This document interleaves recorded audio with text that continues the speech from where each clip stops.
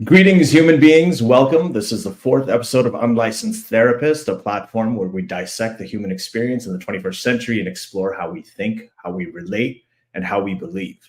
If you're watching this on YouTube, please take a quick second to like this video, subscribe to the channel, and hit the notification bell so you can be informed when we have future episodes. If you're hearing this on Apple Podcasts, Spotify, or any other streaming platform, please give us a rating. We've just started, so all of this really helps get the show in front of more people. And I really appreciate your support. So for today, is Christian nationalism the biggest threat to America today? So James Carville, who's a political guru and strategist who helped get Bill Clinton elected president twice, recently warned that he thinks it's more dangerous than Al-Qaeda. Mike Johnson, the new Speaker of the House of Representatives and a Christian nationalist extremist, has said that the separation of church and state is a misnomer. Congresswoman Lauren Boebert thinks it's quote unquote junk. So, and then the US Supreme Court itself is insidiously inching towards the same premise. So with MAGA evangelicals more enthusiastic than ever about the second coming of Donald Trump, and as we round out the end of 2023, it's now time to talk about why 2024 could be one of the most defining years in America's history with the upcoming election. So tonight on Unlicensed Therapist, we're speaking to constitutional attorney and widely acclaimed author Andrew Seidel. His books, The Founding Myth, Why Christian Nationalism is Un-American, and American Crusade, How the Supreme Court is Weaponizing Religious Freedom, are both essential readings, especially on this topic. And he's been he has, in a way, sort of been predicting this for a couple of years, for actually several years now. We also have with us Seth Andrews, and many of you know Seth. He's the podcaster, speaker, author of several fantastic books, including, and particularly relevant for this show, the eye-opening Confessions of a Former Fox News Christian. So we're going to focus on the threat of Christian nationalism, the future of American democracy, and what needs to be done to save it. But so, okay, guys, thank you, and really appreciate you joining me for this. Thanks for having me. It's my pleasure. So we're going to go through a lot of things here, but we have to start with this ruling by the Colorado Supreme Court, and I have to ask you, Andrew, especially as a constitutional attorney. They've removed Donald Trump from the ballot in Colorado, and his supporters are outraged. His opposers are, for the most part, happy about it. But there are some liberals who don't think this is a good idea. Just overall, where do you stand? What was your reaction to it? I mean, I think on the law, it's a very clear case, and it was very correctly decided by the Colorado Supreme Court. Substantively and legally, this is just not a hard question, actually. And most of the objections that you are seeing right now are not about, did Trump really commit an insurrection? Does the 14th Amendment, Section 3, really disqualify him or not? This is not a good idea, and this is going to make things worse. And these sort of more realistic, more kind of political problems. But that's not the job of a state Supreme Court. The judge's job is to apply the law. And so in this 4-3 opinion, the Colorado Supreme Court disqualifies Trump from the Colorado ballot under Section 3 of the 14th Amendment. The case, I think it's really important to remember, was brought by registered Republicans and unaffiliated voters, independents. Yeah. And essentially what it means is that the Colorado Secretary of State cannot list Trump's name on the ballot, nor can she count write-in votes for him. And obviously this will hold for the general election too. The big question is, this is going to be appealed to the Supreme Court. So what is the Supreme Court going to do? But yeah, hey, Andrew, as a layperson over here, I'm listening. What's the language? What exactly does the 14th Amendment say?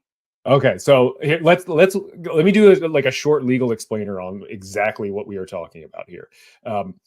Because I think this has been overcomplicated, and the the rage from Trump's followers is really clouding the issue.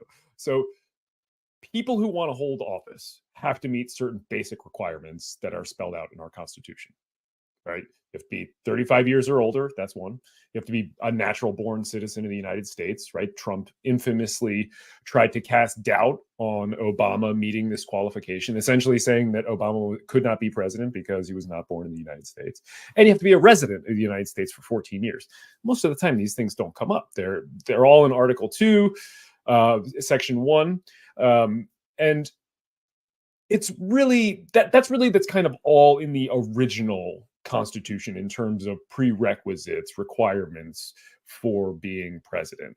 As you may know, gentlemen, we had a pretty bad war in this country. There were people who wanted to own other people, and turns out those people wanted to be free. So there was an insurrection, a civil war, in attempt to tear apart the Union in the name of owning human beings. And a lot of people died. We're talking, of course, about the Civil War here. It was a war over slavery, not of states' rights. You can come at me, you'll lose. Anyway, it was this bad war. And that led us to pass some important amendments to the Constitution. We banned owning people. Very good amendment. That's the 13th Amendment. We also realized that if our government was going to survive and function and not get taken over by traitors who wanted to own people, that we had to do something else. And so Section 3 of the 14th Amendment was passed to disqualify insurrectionists from holding public office. And basically what it says is that if you swore an oath to the Constitution, and then you violated that oath by waging war or insurrection against the Constitution that you promised to uphold, you could not be trusted with public office anymore. And the language, which I'll read it, and I'll actually trim it down so that it's just the parts that would apply to Trump, reads, "No person shall hold any office, civil or military, under the United States, who, having previously taken an oath as an officer of the United States to support the Constitution of the United States, shall have engaged in insurrection or rebellion against the same." Okay, so the text is pretty clear. You cannot be president if you have engaged in insurrection. And Trump did just that on January 6th. And that is what this one court found. The conclusion is inescapable. He is ineligible for office again. And just real quick, the final piece of the puzzle is that under Colorado election law, only, quote, qualified candidates can be put on the ballot. Okay, so you have to be qualified. And it's up to the state courts to ensure that the candidates put on the ballot meet that qualification. Since he is ineligible, he can't be on the ballot. And that's why you have a Colorado court looking at this stuff. So legally, this is actually really basic stuff. And this is something that Germany did after World War II to recover from the Nazi regime. We disqualified lesser candidates already. Couy Griffin, who was this Christian nationalist in New Mexico, who was actually at the January 6th insurrection praying on a bullhorn over the crowd, who was county commissioner there, and he was disqualified. 14, 15 people after the Civil War. This is not new. It's just that we haven't done it to a president yet because no president has tried to commit insurrection, let alone led an insurrection. Cool. Yes, I think from a legal standpoint, I agree. I think it makes sense. But there is, I read something by Damon Linker, who's a political science professor at UPenn, and he wrote, quote, "Trump fundamentally represents a political problem, which means he can only be beaten in the political arena.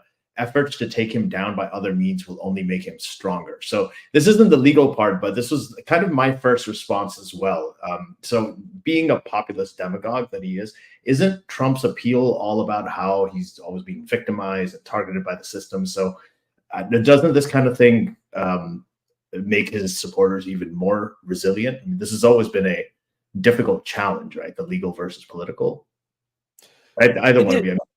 I mean, it is, but also, I mean, I find that argument a little strange. And like, it's not like Trump was not claiming the system was rigged against him before this. In fact, that's how we get to this place in the first place, right? Like him saying that the election was rigged and stolen and lying about his persecution is how we get to this place now, right? I mean, to me that's a little bit of a strange argument. And when in doubt, I think we do the right thing. And our Constitution has this language in it for some pretty damn good reasons. No person is above the law. And that's true even if it makes a lot of people angry. It's true even if it makes a lot of extreme people angry. It's true even if one political party gets angry. This is not about partisan politics. This is about the words that are in our Constitution and the survival of our republic. And that is why those words were written into the Constitution. Okay. Got it. And I do want to come back to this later to talk about how it's going to go to the Supreme Court. So we'll discuss that towards the end. But I wanted to get started on this topic. And so, I read the Lauren Boebert and Mike Johnson quotes. I mean, there's a lot of rhetoric like that going around. Andrew, you've written that there were true nations, Christian nations in the history of the United States. Those were the colonies. And they were so tyrannical that the founding fathers used them as an example of how not to build a nation. And Seth, you've sort of famously said that the founders came here fleeing church overreach and specifically didn't want it repeated in the American experiment. So I want to just start with Seth here on this question: is why don't more people understand this today? Is this something? Well, allow me to elaborate a little bit. I also know that many of the Puritans did want to establish their own sort of theocracy, or they felt like that they wanted to be able to express and even spread their faith without having to answer to anybody else. And so it's not like they came here as victims. I mean, and Andrew can probably speak, having written the founding myth. But I am struck by how I was programmed. Those who know my story know that I came out of devout evangelical Christianity. But I am actually speaking next month with a fellow escapee from a Christian curriculum called ACE, Accelerated Christian Education. And I'm using the word education with a big asterisk. And at the bottom of the asterisk, it says this is BS, because it wasn't education. It was straight up cult programming. But in the school, Christian nationalism was the order of the day. We wore patriotic colors. The school uniforms were red, white, and blue. On chapel Wednesdays, when we would attend the chapel services, the boys wore neckties that had American flags all over them. When we had a question out of one of our PACE workbooks, didn't know the answer, we didn't raise a hand. We had American flags, and we would put them on partitions. They had these little holders for flags, and we'd put those up. And then the monitor, who, by the way, usually were not college educated and had no teaching degrees. They were just people. They would come by and answer the question. And we were told, that we are soldiers in God's army. This country belongs to Christianity. All the founders were devout Christians, were based on the Bible, and it's being ripped out of our hands by those evil others out there, and they're everywhere. And you're being trained up to go, and the language was take this country back. And we hear a lot of that in Trump's America. It's been stripped from them. Whatever they loved the most about America has been taken. And so now they've got to go and take it back. And the militarized language that was used, I didn't realize it at the time how conditioned I was for war, holy war. But, even kids, we would sing, I'm in the Lord's army. And we would march. There were emotions. I'm in the Lord's army. And we would march in place. And we would use all of these language about being a crusader. The Bible talks about the sword of the Spirit, the breastplate of righteousness, and the shield of faith. These are battle terms. And we have an entire culture of people who I think are not only expecting or primed for war, actual physical violence. I think many want it. I think they're ready. I think they're on the starting block. I was reading, was it John Schneider of Dukes of Hazzard, who's also done a ton of other, Z-level acting gigs these days, goes on freaking Twitter, X, or whatever you call it, and says that he thinks President Biden should be hung for treason. I think, by the way, the FBI should be all over that. But this is common language. And in 2024, I am not only worried about violence in the streets, and I don't mean a single one-off act like January 6th, but I mean everywhere. I'm genuinely expecting it to happen, and it terrifies me. Yeah.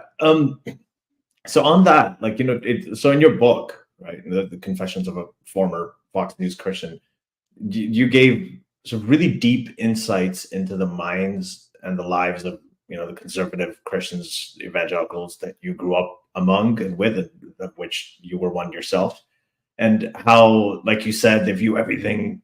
They think that society is increasingly veering away from the path of God. There's liberals with all their conspiracies and evil agendas and so on. How do you think that the former you, in the mindset that you were in, would be looking at what's going on right now in the U.S. with the Speaker of the House, with the Supreme Court, and with the upcoming 2024 election? I don't. It's funny.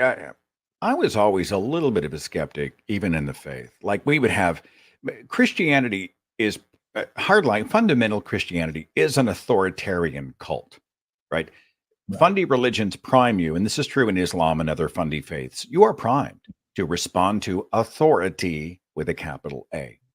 And then obedience, right? You line up lockstep. And so if it's not the savior, it's a savior figure by proxy, which explains why many people have just lined up behind Donald Trump, et cetera, as they believe this is God's proxy.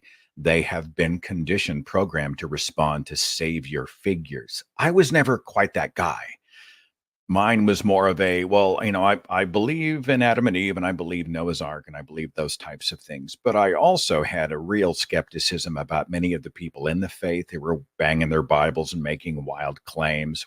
I live in the town of evangelist and quote unquote faith healer Oral Roberts. Everybody loved Oral Roberts. And even as a devout Christian, I thought that guy's full of crap. He's a scam artist. He's filling his pockets. I would like to think the young me would have seen somebody who treated people so terribly. And honestly, he was just so jaw-droppingly stupid and said, no, I want nothing to do with that. So I'd like to give myself a little bit of credit. Who knows? But, it's like when I had partitioned out the anti-gay verses in the Bible, when my best friend had come out to me as gay, I realized, well, he's my best friend. He's a beautiful man. And so I just sort of scratched those verses out of my mental, my mental recall of the Bible and decided, we'll do the other stuff. And I think I would have done that with Trump, but I've been like, no, he's not that guy. Anyway, that's my charitable take of the young me. So that's sort of interesting because coming back to and Andrew, you wrote in your book, and actually this was fascinating to me. You said that Trump is a thin-skinned authoritarian with totalitarian tendencies. He craves love and punishes any disloyalty or slight. And evangelicals have been taught to worship and adore that type of being above all others. So in essence, this is it because we always ask for Trump is just he's sort of this hollow shell when it comes to ideology or belief. So why are so many evangelicals flocking towards, the guy who's really, he seems like least to be the man of God? And the answer, I think it seems you're proposing that Donald Trump has taken on the attributes of the biblical God himself. So he just has all those characteristics. Which I think that's definitely part of it. Yeah. Yeah. And the why question that we face right now, it is the question. It's so fascinating to me. And what I'm getting at here is, well, how is it that, there was, during the rise of Trump, there was constant news articles. There was this flood of stuff like, how can Christians support this man? This thrice divorced, all the things that you've all read it a million times. I don't need to recap it. But the real answer to that was Christian nationalism. And for instance, the best indicator of a Trump voter in the 2016 election was not anything. It was thinking that the United States was founded as a Christian nation. Right? If a person believed that, that was the best indicator that they were going to be a Trump voter in that election. And the why, I think, is really fascinating. And this is the question that I struggle with in both the founding myth and in American Crusade. Why are they so scared? Why are they on this crusade? Why are they seeking this weapon of trying to weaponize religious freedom? Why does this Christian nationalism exist in the United States? And I think the answer is because nuns are on the rise, because Americans are leaving religion behind, because we elected our first Black president and we have a Black female vice president, because of marriage equality, because every day we are closer to racial and gender and LGBTQ equality. And the reality is that they are so accustomed to seeing a narrow worldview that reflects only their straight, white, conservative Christian patriarchy, that the existence, let alone the equality of anybody else, feels like a threat to them. And I think Seth's journey, which he just touched on there, is a really great kind of example of that, right? Like he had this personal experience that conflicted with the Bible. His best friend came out as gay. Seth knows him to be a fine, a beautiful human being. And that leads to this, well, I'm not going to pay attention to those verses in the Bible anymore, right? And you start to see this divergence. And you see this kind of happening, I think, across the board. And really what we are seeing is a backlash against equality realized. So conservative white Christian American status as the dominant group in our society is threatened. And it has been for some time. They're losing, the culture wars, which I think is a shit phrase. Can we curse on your podcast, Ollie? I'm assuming.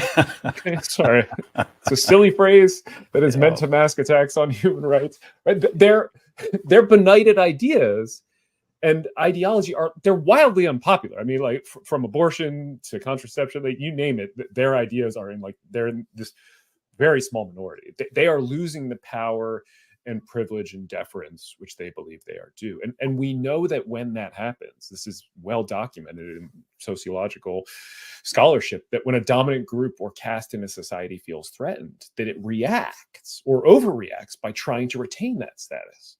So that's why they're turning to Christian nationalism. That's why they're turning to violent insurrection on January 6th, to tearing down democratic norms, to these so-called strongmen like Trump and DeSantis. That's why they're seeking to weaponize religious freedom. It's because of equality. And I think that trend is going to continue as we realize as a country the values that are implicit in we the people and equal justice under law and these other founding maxims, as we recognize that humans are human and worthy of rights. Conservative white Christian America is going to continue to die this slow demographic death and rebel. They are raging against the dying of their privilege. But Andrew, haven't you noticed that it's split? Like, I find there's a cult of personality. They epitomize. Trump said I could shoot somebody on Fifth Avenue and I'd gain more people, or whatever he said. They epitomize. They are true believers.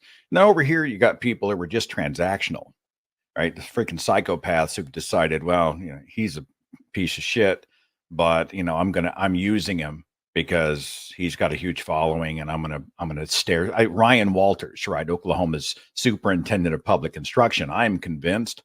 I think he's just stair-stepping, totally, regardless of what he thinks about Trump. I think he's transactional. Oh, you know what? If I go and I sing that rhetoric, I get more money, power, prominence, fame, celebrity, etc. So I just find too the true believer and the people who have just weaponized him for power. I don't know.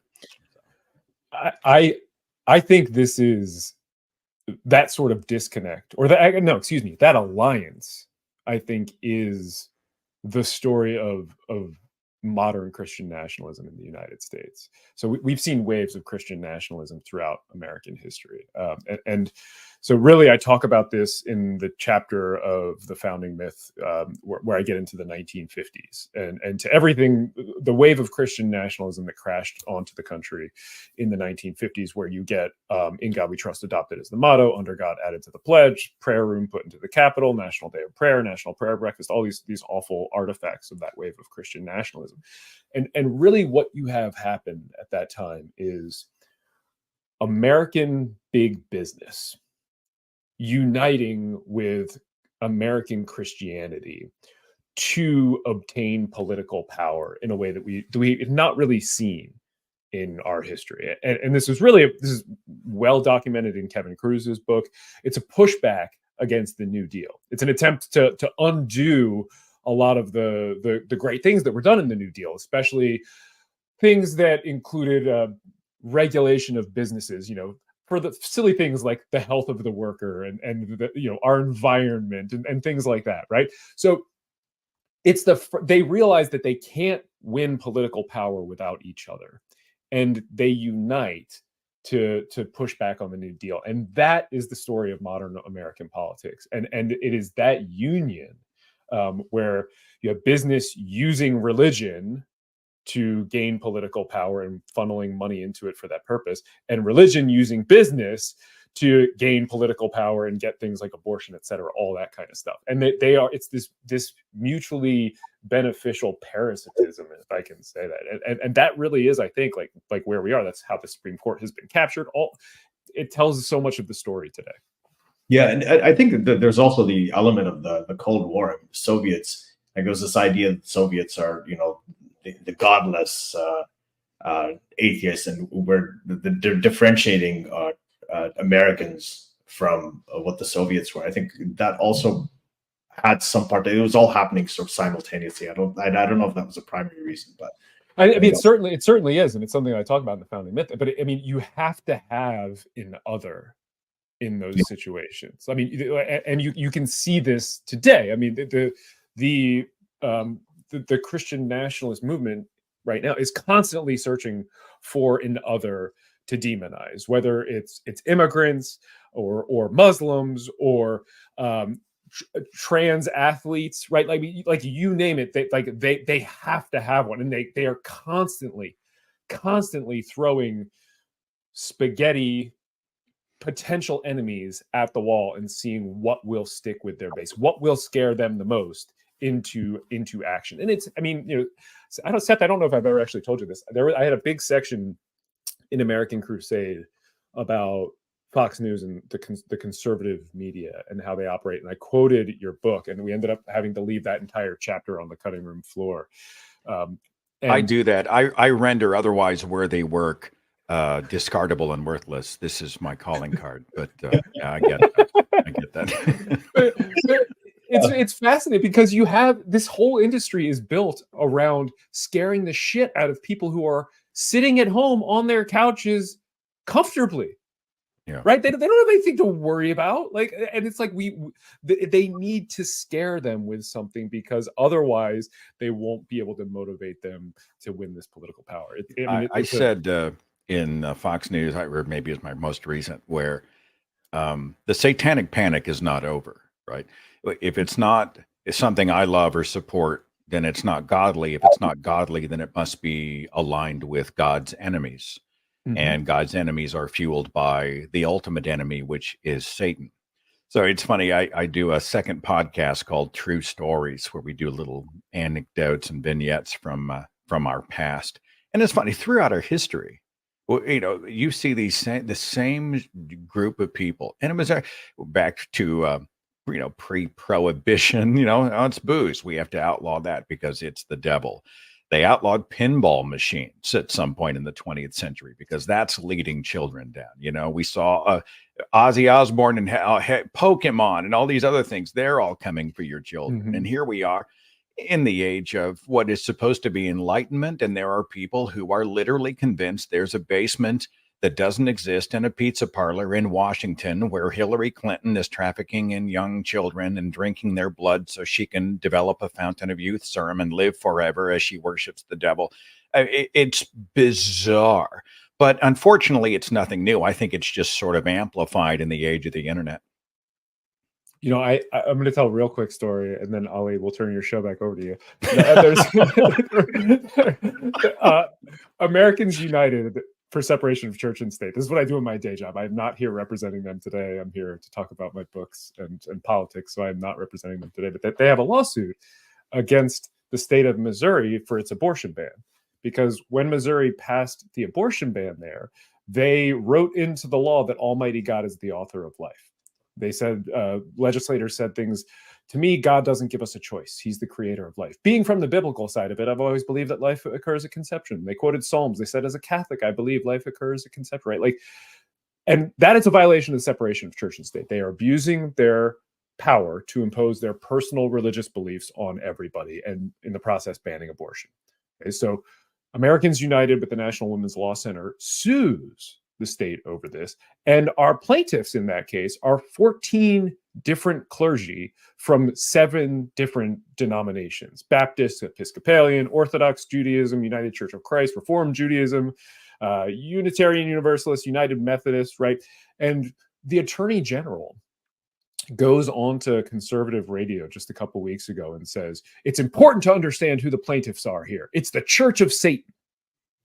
Right. And they want a religious right to kill babies. I mean, this is it's such a good example of what you're talking about, Seth. And it's such a common thing that happens. But there, it's just so striking to me because you have the Attorney General willing to label anybody who doesn't agree with his personal religious beliefs about abortion as members of the Church of Satan. And these people are clergy in like Christian and Judaism. I mean, it is mind blowing to me. Anyway, yeah, you know, a lot of this, and we'll talk about this. I have a question about how we communicate as well for both of you. But before that, Andrew, we talked about some of the history. You were talking about the 1950s and the marriage of Christian nationalism and big business in the U.S. But just overall, how the hell did we get here? How is Christian nationalism grown and evolved in the longer term? Are there, so you talked about how In God We Trust ended up on American money, and the Pledge of Allegiance had gotten it, and that all happened in the 1950s. But can you outline some of the other key moments in American history, recent or past, that significantly contributed to the rise of Christian nationalism? Yeah, I mean, it really is useful to think about our history, our country's history with Christian nationalism, as one of beating back successive waves. So there are times in our past where Christian nationalists kind of gain political power, and they abuse that power to impose their religion on all of us. And we are then left to contend with the disfiguring scars of that wave of Christian nationalism. So you have one that pops up during the Civil War and a little before the Civil War. There's a good argument to be made that it's one of the reasons we end up having a civil war, this wave of Christian nationalism. And then in 1962, 63, 64, you get a push to add In God We Trust to our coinage. And this is a push started by a preacher who found a sympathetic ear in Salmon Chase, the Secretary of the Treasury, who then wrote to this guy named Pollock, who was the director of the Mint, who also happened to be trying to get Jesus Christ added to the preamble of the U.S. Constitution. Okay, so it's these three guys that stick In God We Trust on our coins. All right, and now later waves of Christian nationalists not only augment that and try to build up that myth that were founded on In God We Trust, even though it's from the 1860s, into something more. And then they adopt it as a national motto in the 1950s. They add it to our paper money in the 1950s. They put a stamp out that says that in the 1950s. And if you talk to any Christian nationalist today, it's one of the first talking points you're going to hear from them if you try to argue that we're not a Christian nation, right? So, and that is the story of Christian. That's just an example of it, but they constantly take those artifacts, those disfiguring scars from previous waves, and amplify them, and then use them to try to prove that we're a Christian nation. But I mean, there really is a lot of good news, I think, in that, and this is what the founding myth is all about. The good news is that their entire identity, the entire identity of the Christian nationalist, depends on this common well of lies and myths. That we are one nation under God, and In God We Trust. And the Declaration of Independence references the Christian God 4 different times. And the founding fathers were all evangelicals who prayed at the Constitutional Convention, and George Washington knelt in the snow at Valley Forge and prayed, and our laws are based on the 10 Commandments, right? All of that is nonsense. None of it is true. And these are all lies I debunk in the founding myth. But without the historical cover that those lies give, their policy justifications actually begin to crumble and fade. Without that commonwealth of lies and myths, their entire identity withers, and with it their power and their claims of legitimacy and unity, because this really is an entire identity that's based on disinformation. And it's based on disinformation about American history and who we are as a country. And really the true heirs of the American experiment are those who are fighting for a government that is secular, and a separation of church and state.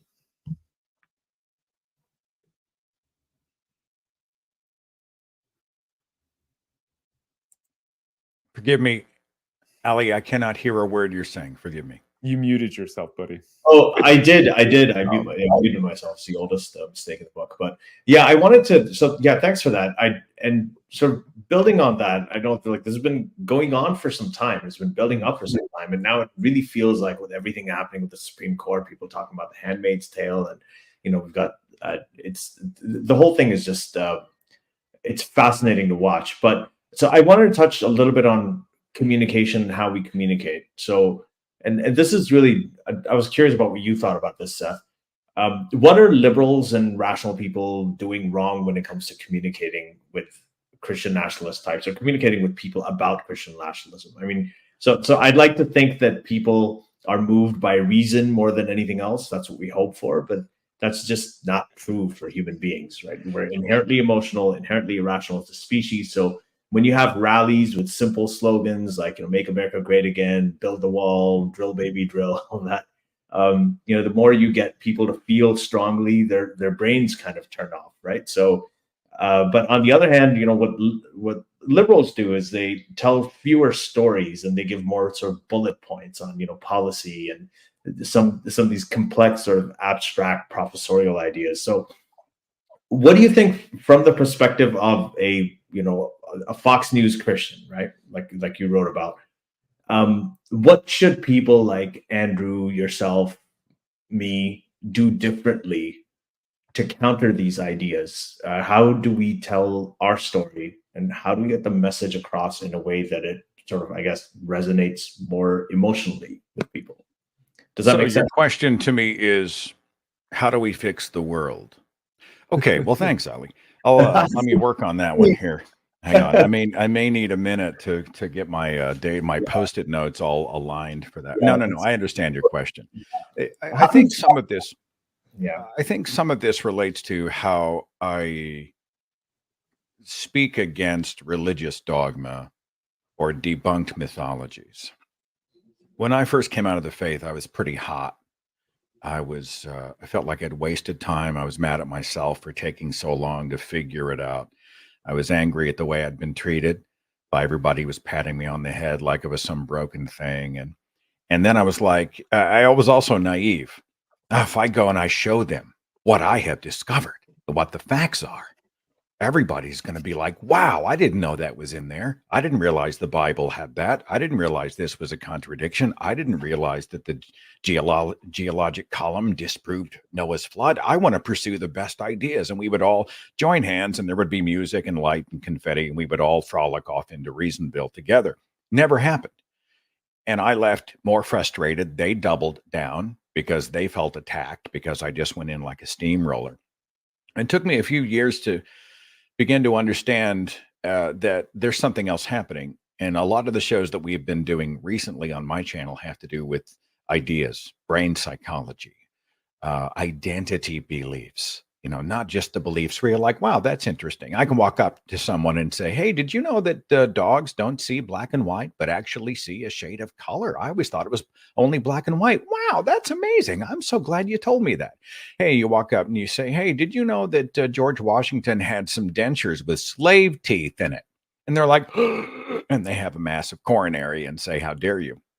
I think understanding that these are beliefs that are defended. When someone has an identity belief that is confronted with a challenge, the same part of the brain fires up with an ideological threat that does with a physical threat. They are not listening. They batten down the hatches. My first tactic is to try on the one-on-ones to create an environment where my interlocutor feels safe. I'm not attacking you. Let me tell you my position here and where I'm coming from. I use the word I a lot. A great example, and forgive the long answer, almost done. But I actually had a conversation earlier this week. It's okay. You can go for longer. Yeah. Okay. I had a conversation this week with someone who is a MAGA, who is terrified that everybody's coming, right? They're divinely protected and no weapon formed against them shall prosper. But everybody's coming to take everything they have. They're just over the hill. The kind of stuff that Andrew was talking about. And they believe it's a Christian nation, blah, blah, blah. And I phrased it this way. I said, do you believe that I am less of an American than you are? Do you believe that I deserve fewer rights than you do? Do you believe I'm a traitor to this country if I'm not a Christian? Do you think I should get less? Do you think love it or leave it? Should I be kicked out? And because they know me, I could see them start to wrestle, all of a sudden they start to glitch out because I'm not being seen as the other in the abstract. Now they know Seth, who's a good guy, a moral man who loves his country and wants good things. Would they really like me to be a second-class citizen? And those types of seeds are the ones that I have been planting in the one-on-ones. In the macro and the larger, I've just been trying to sound the alarm out there. These are problems. Here's the data. I think those are two different conversations. But how do we change minds? Man, this is the $20,000 question. I wish I had the answer. Yeah, I'm just gonna tell this is something that I thought of. We had in the previous podcast, Secular Jihadists, we had Sam Harris on once, and he was quoting a lot of polls about the Islamic world and what percentage of people think that apostates should be punished, and so, or actually put to death. Sorry, apostates, people who leave the Islamic religion, the death penalty for them, the penalty for them is death. So, and we had this conversation in the sense that some people in my extended family were very religious. If you ask them, should apostates be put to death? They're Muslim. They have said yes. They're like, yes, if you leave Islam, you should be put to death. Then I asked them about myself. I'm like, but me, I did the same thing. Should I be put to death?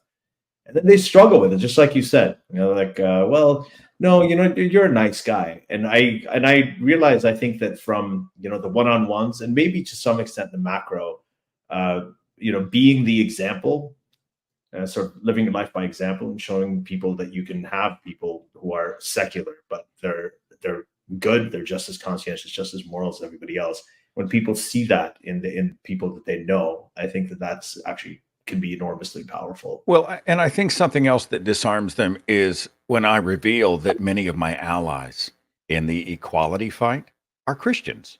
I just had Amanda Tyler from the Baptist Joint Committee. She founded Christians Against Christian Nationalism. She's a Baptist. We disagree on theology. We agree on humanity. Andrew Whitehead, sociologist. Have him on. He's a Christian. We disagree on theology. We agree on humanity. I've got a release coming up with Dr. Robert P. Jones of PRRI. He's a Christian. We disagree on theology. We agree on humanity. And a lot of people, when they realize that, I will fight for your right to be able to have and hold a personal religious faith without persecution. And many of my allies are also believers, and good for them. I think that defangs them a little bit. They're a little less afraid. Hey, there's a Baptist who's alongside Seth, mega pastor Tony Campolo and some of these other guys, that blows their mind. And I think it starts to maybe take a few bricks out of the wall. Yeah.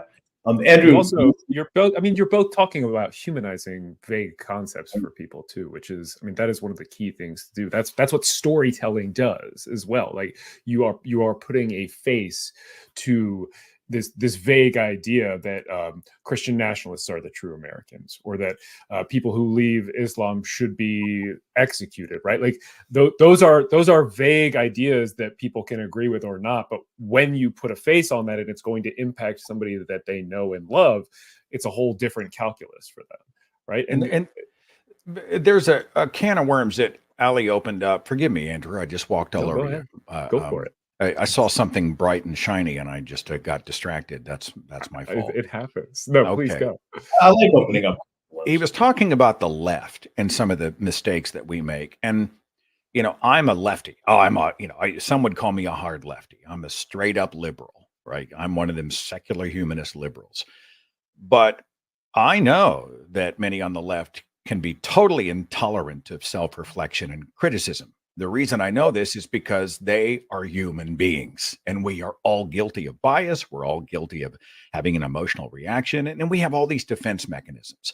Well, I may be like worked up, or I may have overreacted, but it's nothing like as bad as they are. Why would you ever focus on me? Or some people who are toxic people will weaponize a legitimate cause and say, all right, well, I'm going to be awful to people in the name of whatever, right? Racial equality or gender equality. And they go out and they do horrible and say horrible things. And you're like, whoa, wait a minute. This is not helping. You're making it worse. And they say, if you oppose me, you're an enemy of the cause. And then they target you. And, it's just this idea that, and sometimes I think we believe that we're simply either we've given up on them, so we're just going to crush them, right? They must be destroyed because they can't be reasoned with. And then it becomes mostly a bunch of keyboard mashing, fuck you rage nonstop, which is not how we fix the world. And I've gotten frustrated. I did a speech a few years ago called "You Are Evil and You Must Be Destroyed," that talks about even many of my fellow lefties, and I've been guilty of dehumanizing the human. Many of the people who are doing the worst stuff, some are freaking psychopaths. Yeah, you can't reason with them, fine. But there's a lot of them who are just victims of bad ideas. Catch me 30 years ago, I would have been a Christian nationalist. Was I a horrible human being? I was a victim of bad ideas. I just needed a chance.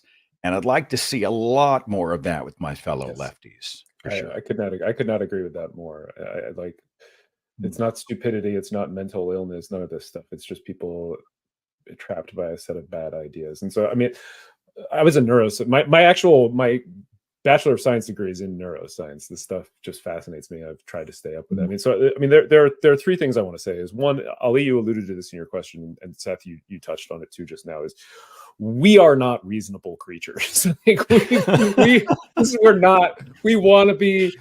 You know, as I think people who have left religion behind, we like to think maybe we are a little more. We're not. We're emotional beings. We're guided by gut. Like that's the reality. We make snap decisions. Like, yes, we can engage our prefrontal cortex and override things from time to time. Most of the time, we're not. And two is I think that is a really useful thing for us to know and can be really important going into the conversations that we're talking about. Like, one of the main things that I think we need to do when we are trying to have hard conversations, be they political or religious or what, is temper your expectations. Like, you are not going to go into a conversation and change somebody's mind. That is just not going to happen. Stop expecting to. Like, Seth, this is what I was thinking of when you're talking about charging in and trying to convince everybody after you left Christianity, right? Like, that's not going to happen. People change their own minds. Nobody changed Seth's mind. He changed his mind on his own. So what you do is you have a conversation that plants some seeds of cognitive dissonance and is kind and gentle and not telling people they're idiots, not telling people they have a mental illness, so that when they realize that cognitive dissonance and have additional questions, they can come to you for those answers and you can continue that conversation. Hands down, the most effective way to do any of this, to do any kind of persuasion or convincing. And it's something that I think is just absolutely crucial. And the last thing I want to say on this, to especially to some of the stuff that you were saying, Seth, is, you know, Chrissy Stroop is used this phrase, and I think I've completely stolen it by now. I apologize, Chrissy. And shared values matter more than shared beliefs. And I mean, I just could not agree with that more. And especially with the fight that we are in against an existential threat like white Christian nationalism, shared values matter far more than shared beliefs.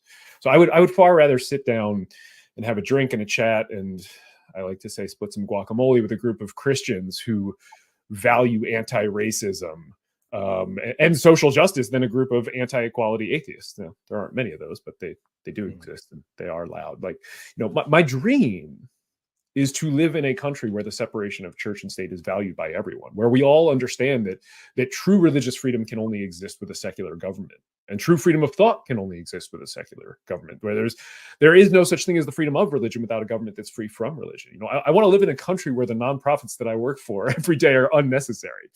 You know, I want to get together with my friend Amanda Tyler and Seth and Ali and have these deep, fascinating conversations about God and the nature of the universe and why we're all here, and disagree about all those things. But, you know, at this moment, we are fighting a movement that if it seizes power would make those conversations impossible, that is going to privilege conservative white Christians above everybody else, that's going to create an America where there is two classes of people: the privileged white conservative Christians and everybody else. Our country's on fire. You know, our democracy, it's not slipping away, it's being stolen. The republic's being strangled. And those of us who value things like equality and justice and truth and fairness, we have to come together to stop that arsonist, that thief, and that murderer. And that means fighting Christian nationalism. Allie, why did you even invite me? Like, you don't need me with Andrew. I mean, the man is good at what he does. You're not. He responded to you, Seth. I mean, I'm that's ancillary. You're the one who inspired all of that, and it is fantastic. And I wanted to say, this is the truth. That's the truest statement that's been made so far. Seth is my inspiration for so much. When I hear his voice, listen, go look at my Twitter and see what I say about Seth's voice. Yeah. It's a rabbit trail. For me too. But you know, and one thing I loved what you said about how people, you know, you don't change people's minds; people change their own minds. And I've always thought of, like, just in terms of storytelling, if you look at the way that religion has changed people's minds and actually had a chokehold on them for centuries, millennia now, there's a lot of stories. There is fiction. There is art. You know, you go to the Vatican, there's the 4 rooms painted by Raphael. You know, you look at Islam, there's calligraphy, and there's the music of the prayer call. If there's dancing and everything in Hinduism. If you look at there's a lot of art, there's a lot of storytelling, and there are many fables. And then with me, what happened was, what you talk about sowing seed is, I was in Saudi Arabia. It was basically, at that time, the 80s, was like the Taliban with a lot of money. And I was in an American school, so just very siloed. And our science teacher was lazy when I was in 5th grade and showed us Carl Sagan's Cosmos series to sort of teach us That'll about do it. Yeah. Carl Sagan didn't say anything in that series about God or secularism or anything like that. He just gave better explanations, told amazing stories, and used amazing analogies, and it was just very beautifully produced. There was a lot of sort of artistic elements. So I think that there's something to that, in terms of, like, rather than you being very cerebral in our conversation, to actually, like, the thing that brought me onto gay rights, where when the generation I grew up, everybody was homophobic. It was not the op-eds or anything. It was watching Philadelphia, the movie, or Will and Grace, or some of these things. So I think that there's a lot to be said about storytelling when it comes to this. So, if I can piggyback on that. Oh, I'm sorry, I interrupted Andrew again. No, I just want to say Sagan is such a perfect example of that, because he is so brilliant. Yeah. But when he communicates, he does focus on all of these other things to get you to come along with the science that might otherwise be hard to swallow. Like, hands down, one of the best communicators ever. He and Andrew. Anyway, and his and I also want to mention his wife had great things to say about your book. She I mean, and Annie's amazing. So when I came out of the faith, I remember, and this was back in 2009 when I was producing the first work that I had done as an atheist. And I used a lot of storytelling tools. I edited and used lighting and music. And some people really got mad. And they're like, why are you trying to appeal to my emotions? I came out of one manipulative environment. The church tried to lead me around by emotion. We're creatures of logic, data. Why would you use all of these things? And I just blanched at that, because I thought, Ken Burns, the famous documentary filmmaker, said it like this. He said, all storytelling is manipulation. If I tell a story in front of a crowd of 600 people, or if I produce a video or do a specific podcast, and I tell you a story, I want you to lean into it. I want to engage all the senses. I want you to take the journey. Some would call that manipulation. I'm not doing disingenuously. I'm not lying to you, but I'm trying to engage the heart. And when I came out of the faith, I used to hear a lot of people say, well, we don't do emotion because we're no longer religious, which surrenders a huge part of the human experience to the church. I think the difference is that we don't allow emotion to lead us around by the nose. That's the goal. But it's okay to feel something about the things we think about. I was talking to David McRaney, who wrote the book, How Minds Change. And he said it like this: it is impossible to change minds without engaging emotion, because how we feel about things affects how we think about things. And I always try to encourage people, it's okay. I want someone to feel something about the things we think about. I want them to feel pain and grief by the marginalized. I want them to have hope for the future. I want them to experience the full spectrum of humanity in this finite life on this earth. And we don't surrender, the awe and wonder and the grief and the heartache and the pain and the hope and the goodness. We don't surrender that to religion, because it's a human thing, not a religious one. Yeah. I think that I completely agree with you. I couldn't agree more. I think it's super, super important. And people forget that anger is also an emotion a lot of times. People don't. A really useful one for the Fox News crowd. I mean, but this is one of the things that I tried to do in the founding myth, and I even tried to kind of camouflage it in a way. I mean, because there are a lot of previous books that were written that offered gentle, factual corrections to the Christian nationalists. This is what history actually tells us, and this is what the founders actually meant when they said this, and here's what they actually said. But they kind of left it at that, right? And unfortunately, what we learned really, I think, clearly during the Trump era is that correction is not enough, right? Otherwise, we wouldn't have had a President Trump. Pointing out errors is insufficient. So what I tried to do something more in the founding myth. I tried to go on the offensive, and you can see it in the subtitle of the book, Why Christian Nationalism is Un-American. Because un-American is like an emotionally fraught label for everybody. And I did that on purpose. I wanted to create an assault on the Christian nationalist identity. I didn't want to just say that they're wrong, that their beliefs, their identity run counter to the ideals on which this nation was founded, that they are un-American, because they've never felt that before. They have successfully co-opted that entire identity. Patriotism is theirs, and that's what most people think of now. So it is, and I think it can be done too, even when you're not having conversations. I still think there are ways to do it, right? Seth, you talking about doing it in your videos with lighting and things like that. You can make things look ominous or make things look warm. I love the I'm sure you guys have seen them, the social media videos where they talk about music matters, and you just change the soundtrack to a scene, and what goes from like an escalating fight becomes a love story. I love it. I love it. And really, they're great examples.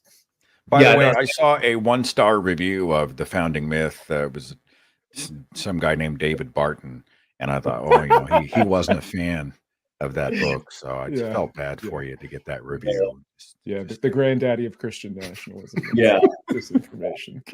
I think you guys are I completely agree. I wanted to, we have a little bit of time left, so I do want to go back to the Colorado ruling and talking about earlier about democracy, defending democracy, what it means, because that's something that seems to be a threat. And I'm saying this as a Canadian living north of you guys. So this question about, first of all, I am a little cynical about this Trump thing. I think that everything through the impeachments to all of that, the comments that he made on the locker room talk and all of that, all these times we thought that he was going to fall, he didn't. And now this is going to go to the U.S. Supreme Court, where 3 of the justices are appointed by him, and 6 of the justices are conservative. And it's probably the more Christian nationalist, represented in the Supreme Court than really ever before in my lifetime, at least. So, what happens to the Supreme Court, Andrew? I mean, are they going to just reverse the ruling? He's going to go back on the ballot, because that's what it feels like to me. I think that's the most likely outcome. Yes. I mean, this is a captured court, and it was captured by the Republican Party, specifically the Christian nationalist wing. I mean, we know that Leonard Leo spent something like $540 million capturing the court from 2014, which was blocking Merrick Garland from even getting a hearing, up through 2020, which was shoving Amy Coney Barrett onto the court after millions of people had voted in the 2020 election.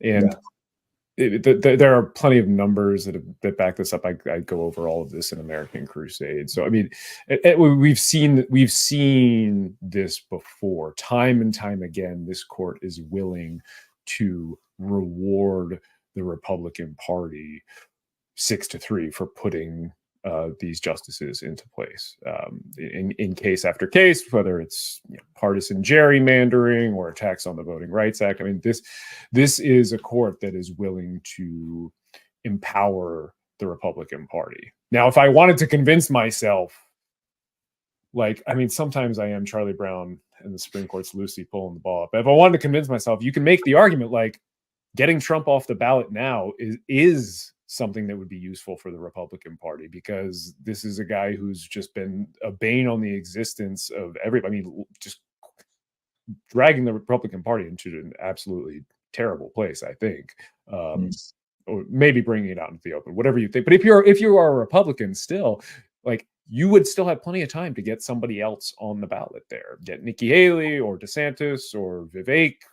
I mean, there's still plenty of other options that you could get on the general election ballot before then. So make it happen now and rid the country of this monster.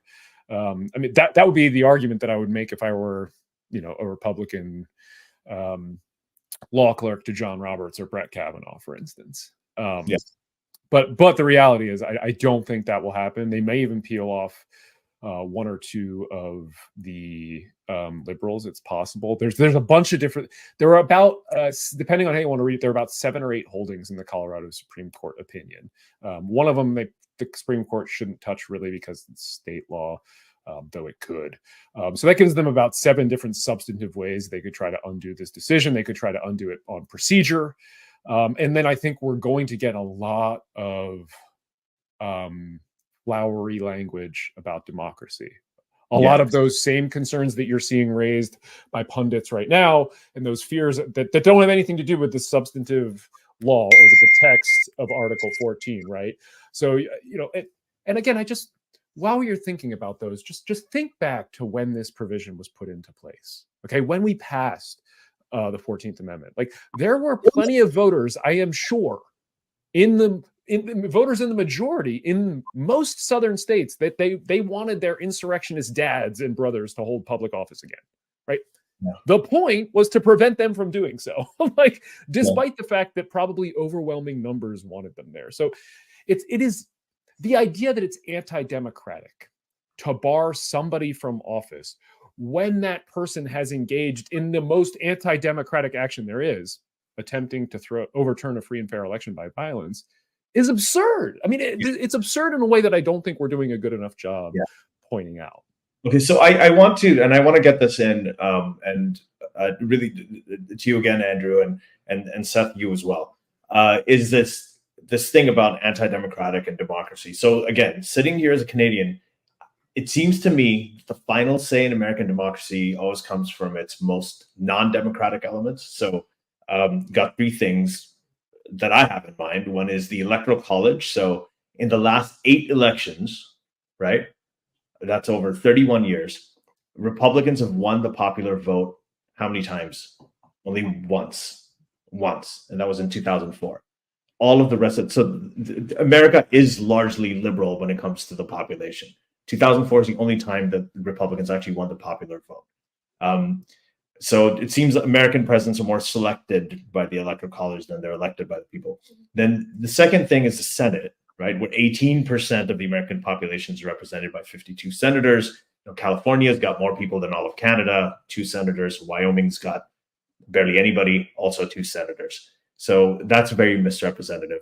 And then you've got the Supreme Court, where there are 9 unelected judges, of which they're appointed by elected presidents, but 5 of them right now were appointed by presidents who lost the popular vote. So, and they have the final say in pretty much everything. So, including on whether Trump will be on the ballot in Colorado. I know that, I think Mitch McConnell, people say he's one of the most, and I got my start in writing about U.S. politics, so I've been looking at this for many years. Mitch McConnell has probably been one of the most effective sort of Republican leaders in recent history, in the sense that he really tried to transform the judiciary, because they know that they don't have the population, right? They know that the majority of the population really thinks like the 3 of us do. But the only way that they can gain more influence is through the courts, through the Supreme Courts, through the Electoral College, through the Senate, some of these non-democratic elements. But how do you see that, Andrew? And then Seth, you too. Now this is like a Canadian versus American question. No, I mean, I think those are all excellent summaries, and there are anti-democratic structures written into the Constitution for sure, and a lot of them, by the way, have ties that go basically directly back to the fact that humans owned other humans for a large chunk of American history. There's some fascinating / terrifying history of the Electoral College and the reason it's there and its ties to slavery. The Electoral College is anti-democratic. The Senate is a fundamentally anti-democratic body. If somebody said, Andrew, go ahead and redesign the U.S. Constitution today, I would do away with both of them without a second thought. They were designed that way, and the Supreme Court too. We really are seeing the problems with having 9 unelected Lifetime. judges. I mean, the lifetime appointment, like, it made sense back then. Like when and this is just such a great example of this question is such a great example of, you know, why we should not treat the Constitution as this holy document and shouldn't be afraid to amend it or change it when possible and or when needed. And, you know, Elie Mystal, who writes for The Nation, has a great book out called "Allow Me to Retort," makes a really fascinating point that ties in kind of with Trump and the 14th Amendment, all this stuff. And he's talking about the fact that slavery was so baked in to our original Constitution, right? You have the 3/5 clause. The document goes out of its way not to use the word slavery, but it's really written in, and it's in so many of the structures. And he talks about how in South Africa, where they had apartheid, and they had an apartheid constitution, which, you know, the Constitution was meant to hold up that system. They didn't just add 3 or 4 sentences to that Constitution and think that that would solve all the problems. They threw it out and started over. And that is something that I can't stop thinking about, because we didn't do that. We kept the Constitution as it was with all of those flaws, all of those many flaws, and then tried to just slap a few amendments on and hope that it would work. And, you know, we're seeing, I think, that maybe that's not the case. Like the 14th Amendment, this is a great conversation for it, because the 14th Amendment is clear. Trump is not eligible for office, just as if he were 33 years old, or if he were born in Germany in 1944 instead of the US in 1946. Yeah. Right? I mean, he may be Hitler's love child. I don't know. People are saying, I don't know. Yeah. But, you know, I mean, that is a basic requirement for public office here, and we are having a raging fight over it right now in the public discourse. And as you said, the Supreme Court's going to be the one to end up deciding. Yeah. So and the opposite argument is that he hasn't been convicted yet. But well, I mean, listen. I mean, that is, I think, one of the pieces of misinformation that is out there right now, because a Colorado court held a trial that lasted 6 days, 5 days, and another day for closing statements. There were hundreds of exhibits presented. I think the highest number I saw was 1,083. The transcript runs to over 2,000 pages. Trump put on witnesses and evidence and even rested his case early. Okay. After that trial, the court found that Trump, quote, engaged in insurrection. And that's what the 14th Amendment says. It does not say was convicted of insurrection, because this is not a criminal statute. Right? This is not about whether somebody committed a crime. It sets out a baseline qualification for holding public office. Right? He's not being punished for his insurrection. He is not qualified for public office because of it. Yeah, let me jump in. But Andrew, what do you do with the people who say, well, he wasn't there? It's not like he led everybody into the Capitol, and eventually he did come forward and say stop. I mean, you and I are on the same page. We know he's, you know, we know. Well, what do you say with people who say, well, you know, hey, look, he wasn't there and he didn't say riot in the Capitol? What do you say to that? Yeah, I mean, the Colorado Supreme Court does like a really nice job of laying out the evidence for that. First, of defining insurrection, going over all the possibilities for that, and then of actually walking through and here's what he did. And did he say be peaceful and things like that? Yes, and here's why. They had expert witnesses on to talk about the political rhetoric that he had. And they quote. I mean, it really is. I'd actually really, if you are genuinely curious and don't get that, go read the opinion. It is actually a pretty. I think it's a really well-reasoned opinion, but I also think it's more accessible than a lot of court opinions out there. I think it can be read by anybody and understood. There are huge sections that you can skip that talk about jurisdiction and standards of review and say things like de novo, and you can just skip those sections and you can get. But there are great headings that you can see, like, okay, this is where they're going to talk about, like, did he actually do the insurrection? Oh yeah, wow. The facts. I mean, the facts are really, really clear there. So I really would encourage everybody to go do that. And they also get into the question of, okay, well, is this protected speech? Is what he said in the ellipse that day protected by the First Amendment? And they go over, there's this analysis that it's a 3-pronged analysis that comes up in the Brandenburg case. And they go over each of those and analyze it. And again, I think it's easy enough for anybody to read. Okay, I gotta wrap up now. I know we're over time, so just to Listen, this is what happens. You give a lawyer a microphone and a it's radio captive host. audience. Yeah. I love it. I think this is I Yeah. just learned so much. I always learned so much from both of you, honestly. So I'd love to do this again. But so before we go, Andrew, is there anything you're working? And I know you work with the Freedom from Religion Foundation. Anything happening that you want to talk about, or any? Well, we have your 2 books. You know, the links to the books on where you can get them are going to be in the description here. And same with your stuff. But anything you want to talk about or plug before we go? Yeah, I mean, so my day job is Americans United for Separation of Church and State, AU.org. If that principle interests you, please go support them. They are nonpartisan nonprofit, unlike me on this show. You know, I definitely, I would really, a lot of what we talked about today pops up in The Founding Myth and in American Crusade. And if you've got more questions, find me on the socials. I'm Andrew L. Seidel everywhere. Good luck trying to get through the noise on Twitter/X, but find me on one of the other ones and I'll likely be able to answer any real questions you might have. Awesome. And Seth? And mostly my shtick is we do a lot of religious criticism. We do a lot of education about, how ideas are formed, and we have some fun. And lately I've just tried to be encouraging to people, including myself. I feel like there is no bottom. I mean, Trump says we should maybe get rid of the Constitution. Nobody blinks. He talks about weaponizing the DOJ against his enemies. He talks about indicting anybody who's beating him in the polls. Nobody blinks.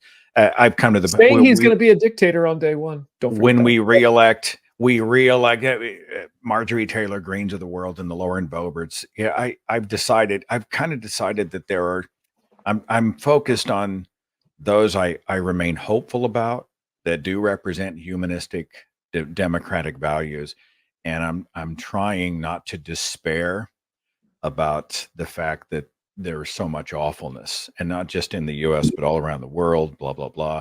And so my role these days is going to be storyteller, encourager, try to bring on smart people who are much more adept at this than I am, and then stand on their shoulders, people like you and Andrew.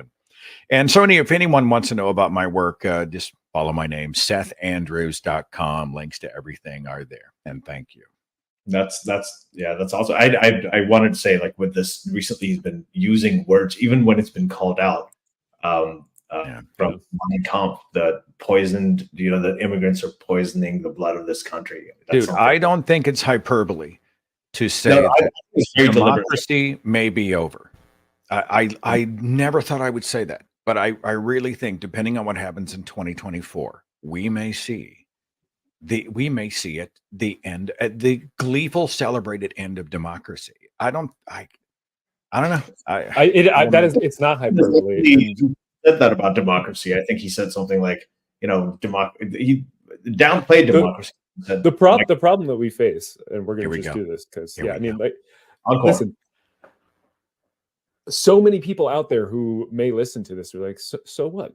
Because democracy to them is what we have now. It's the system that we have now. And the system that we have now does not feel to many people like it is working for them. Not just MAGA Trump supporters, right? There are a lot of people who are pissed off at the way this country operates, at the two-party system, at so much that is going on that doesn't necessarily bother them, or let me rephrase that non-hyperbole, this could spell the end of democracy, does not scare them in the way that it should, and it does not motivate them into action in the way that it should. And I think that is a disconnect for those of us who are communicating in this space and the audience that we are trying to reach and motivate to defeat this fascist, authoritarian, Christian nationalist movement that Donald Trump is at the head of. Yeah, everyone, go to Andrew's. You're both Andrew in a way, but Andrew's. But go to Andrew Seidel's Instagram and look at the main reel that he has pinned. He was speaking in 2019 about this threat, and this was around about a year and a half before the January 6th insurrection. This is before Roe v. Wade got overturned. This is before all of this stuff. And he talked about this threat. So he's been talking about it for a while, and we've all been seeing it just unravel before our eyes. So, I mean, he's been pretty on the dot on this. So I take everything you say very seriously, Andrew, even though sometimes it feels like you're right. It feels like hyperbole, as Seth said, but it really isn't. But anyway, so we're going to wrap up, everyone.